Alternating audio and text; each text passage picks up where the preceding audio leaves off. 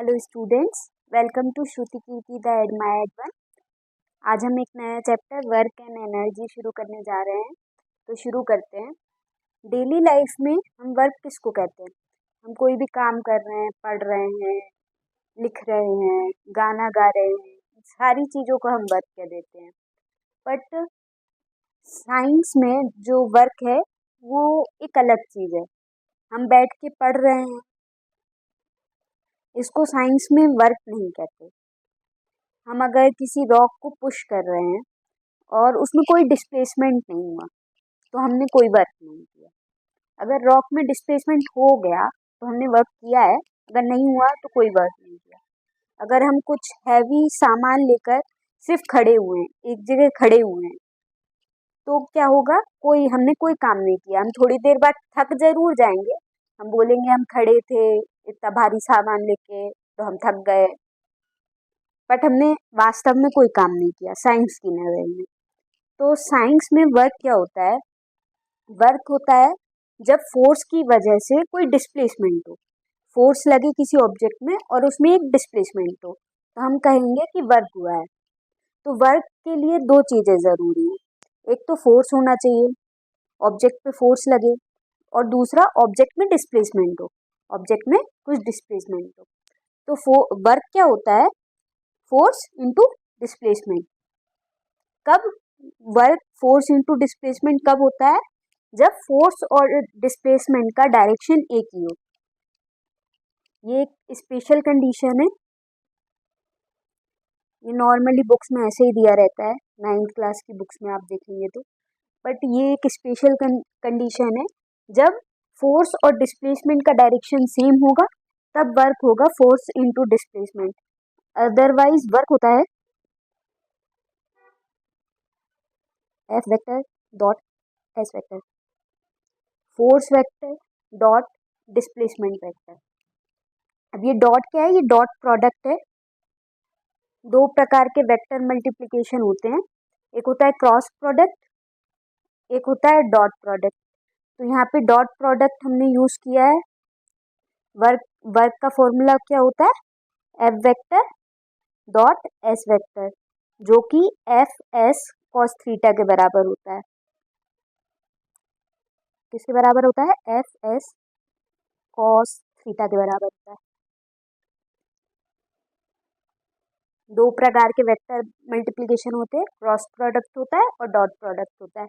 ये आप higher classes में पढ़ेंगे कि ये होता क्या है, पर यहाँ मैंने ये आपको किस लिए बताया। देखिए, वर्क कौन सी क्वांटिटी है? स्केलर है कि वेक्टर? एक्चुअली वर्क एक स्केलर क्वांटिटी है। क्यों? क्यों? यहाँ तो फोर्स एक वेक्टर क्वांटिटी है और डिस्प्लेसमेंट भी एक वेक्टर क्वांटिटी है, तो वर्क एक वेक्टर क्वांटिटी होना चाहिए, पर वर्क एक स्केलर क्वांटिटी है। क्यों? क्योंकि वर्क क्या होता है, मैंने आपसे बोला, वर्क होता है F vector dot S vector. ये दोनों वेक्टर हैं और दो वेक्टर का हम डॉट प्रोडक्ट कर रहे हैं। जब दो वेक्टर का डॉट प्रोडक्ट करते हैं तो जो रिजल्ट आता है वो एक स्केलर क्वांटिटी होती है। इस कारण वर्क एक स्केलर क्वांटिटी है।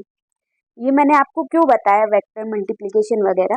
ये मैंने आपको इसलिए बताया कि जब मैं 9th क्लास में थी तब मैंने पढ़ा कि वर्क एक स्केलर क्वांटिटी है। तो मेरे मन में एक डाउट आया था कि वर्क स्केलर क्वांटिटी कैसे हो सकती है, जब फोर्स भी एक वेक्टर क्वांटिटी है, डिस्प्लेसमेंट एक वेक्टर क्वांटिटी है, और वर्क होता है फोर्स इनटू डिस्प्लेसमेंट, तो वर्क एक स्केलर क्वांटिटी कैसे हो सकती है? तो ये डाउट आपको ना रहे, इसलिए मैंने आपको इतना सब बताया। अब वर्क की यूनिट क्या होगी? वर्क क्या है? Force into displacement. फोर्स की यूनिट क्या होती है? न्यूटन। फोर्स की यूनिट क्या होती है? न्यूटन। और डिस्प्लेसमेंट की यूनिट क्या होती है? मीटर। तो वर्क की यूनिट क्या होगी? न्यूटन मीटर, या फिर जूल। क्या होती है वर्क की यूनिट? जूल। जूल को हम कैपिटल जे से डिनोट करते हैं, कैपिटल जे से हम जूल को डिनोट करते हैं। तो वर्क की यूनिट क्या होती है? जूल।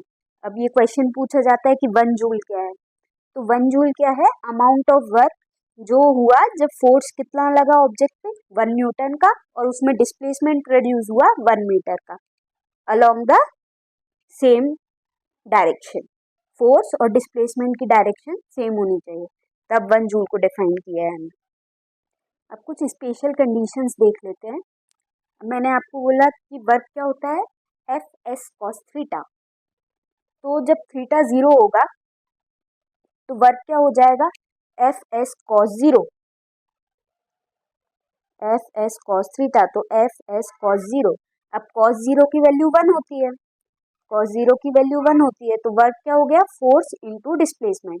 तो जब फोर्स लगाने से डिस्प्लेसमेंट उसी डायरेक्शन में प्रोड्यूस है, जब फोर्स और डिस्प्लेसमेंट सेम डायरेक्शन में हो तो वर्क कैसा होगा, पॉजिटिव।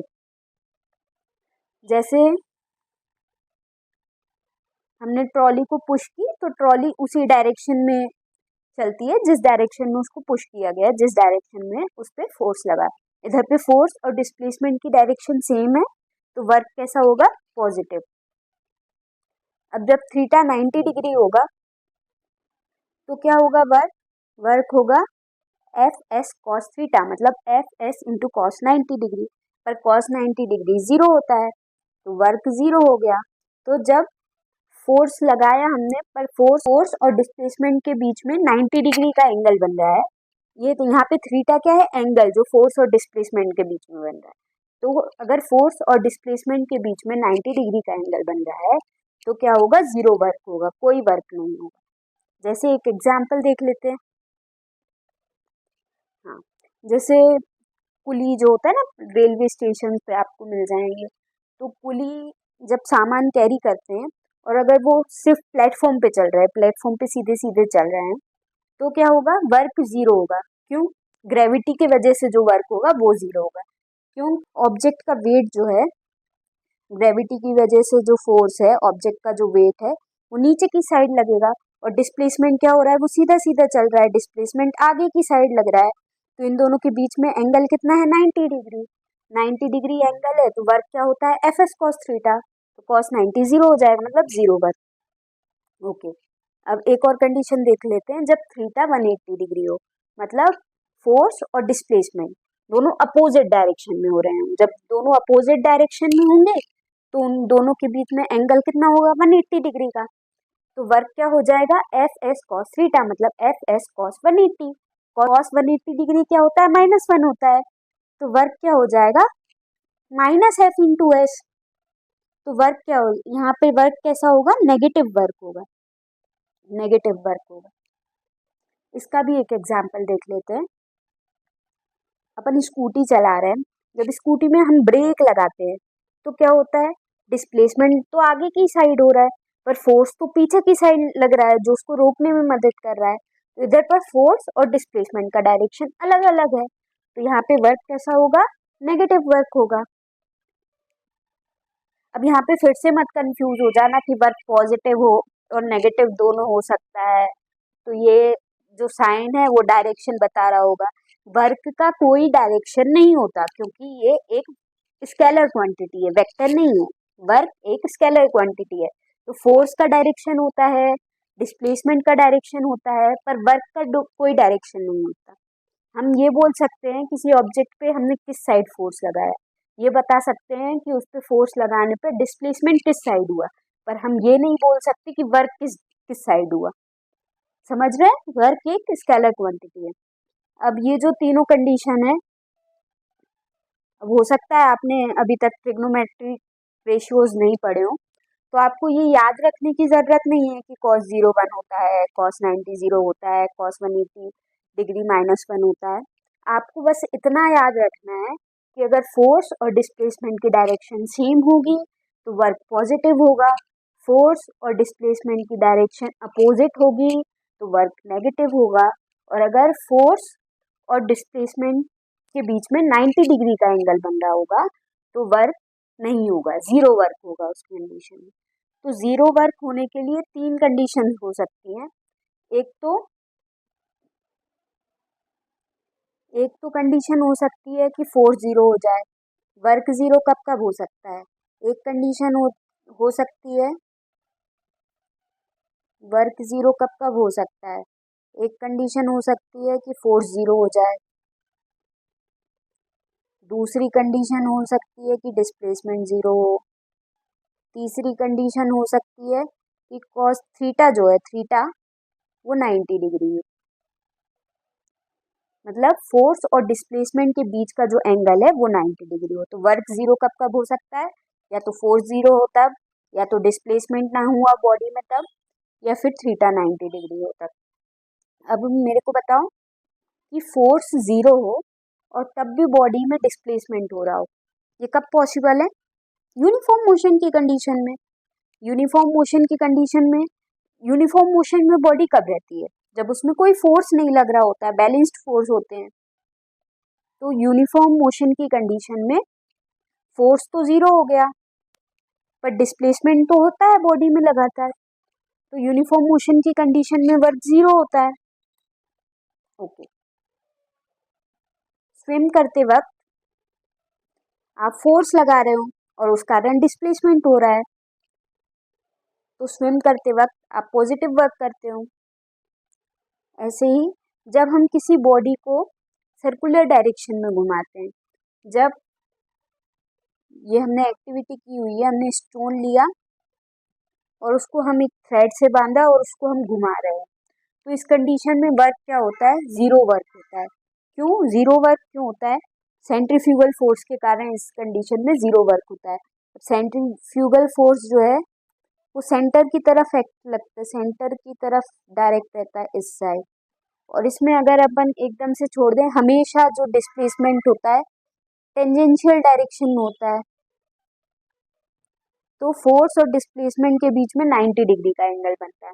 अब फोर्स और डिस्प्लेसमेंट के बीच में 90 डिग्री का एंगल होगा तो वर्क 0 होगा। तो सर्कुलर मोशन की कंडीशन में वर्क 0 होता है। ऐसे ही आपसे कोई पूछ सकता है कि अगर कोई एक सैटेलाइट है, वो अर्थ के अराउंड सर्कुलर मोशन में मूव कर रही है, तो बताओ वो मतलब उस पर वर्क क्या हो रहा है? तो उस पर 0 वर्क हो रहा है। क्यों? क्योंकि फोर्स और डिस्प्लेसमेंट का के बीच का एंगल जो है वो हमेशा 90 डिग्री होगा। और कुछ एग्जांपल्स आप मुझे बताओगे कमेंट में? कई सारे एग्जांपल्स हो सकते हैं, जैसे कुली का मैंने आपको दिया था कि वो प्लेटफॉर्म पे सीधे सीधे चल रहा है, तो उस कंडीशन में तो वर्क 0 था। पर अगर वो स्टेयर्स पे चढ़ रहा है तो उस कंडीशन में वर्क 0 नहीं होगा। क्यों? क्योंकि ग्रेविटी के कारण उस पर फोर्स लग रहा है नीचे की साइड और उसका डिस्प्लेसमेंट हो रहा है ऊपर की साइड। मतलब फोर्स और डिस्प्लेसमेंट अपोजिट डायरेक्शन में है, तो इस कंडीशन में नेगेटिव वर्क होगा। ऐसे बहुत सारे एग्जाम्पल्स हो सकते हैं, तो आप मेरे को कमेंट में एग्जाम्पल्स बताना। इस लेक्चर के जो नोट्स हैं वो आपको इंस्टाग्राम में मिल जाएंगे, रील के फॉर्म में भी और कैरोसेल पोस्ट के फॉर्म में भी मिल जाएंगे। और आपको कम्युनिटी पोस्ट में से भी आप देख सकते हो। कम्युनिटी पोस्ट में आपको इन्फोग्राफिक्स मिल जाएंगी और पीडीएफ भी इसकी आपको मिल जाएगी कम्युनिटी पोस्ट में। तो आज के लिए इतना ही। Thanks for watching.